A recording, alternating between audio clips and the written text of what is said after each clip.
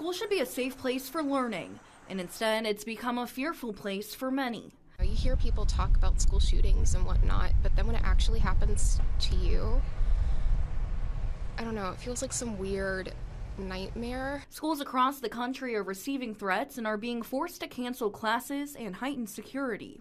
George Rogers Clark High School received a threat this morning. In a letter, leaders said they determined the threats were not credible. They added that during the investigation, they discovered the potential threat came from Winchester, Virginia, and made its way to Winchester, Kentucky. We investigate it to the depth of finding out whether it's credible or not. If a threat is not credible, it's treated like it's not.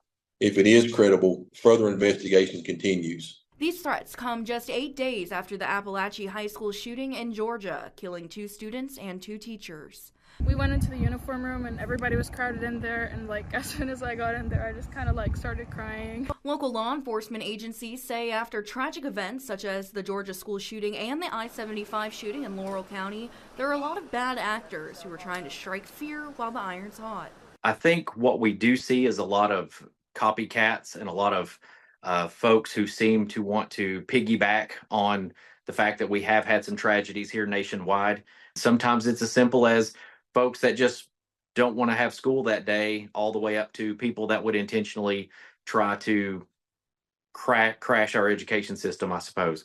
School Resource Officer Lieutenant Tony Likens says any threat to a school campus or its personnel is classified as terroristic threatening in the 2nd degree and is a Class D felony. It carries a sentence of 1 to 5 years in prison and can also carry a fine of up to $10,000. If you take a bomb threat scare, without a doubt, it's criminal.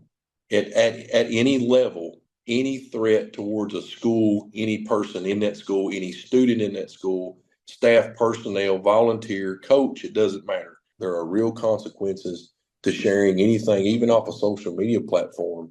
They think they're warning people, so they will screenshot a threat that comes through and then they will post that to social media.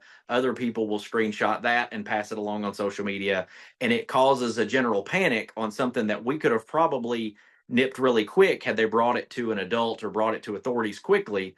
But instead, they think they're doing a community service by sharing it out, when in fact it just causes further panic and makes our job harder. Kylie Hill, Fox 56 News.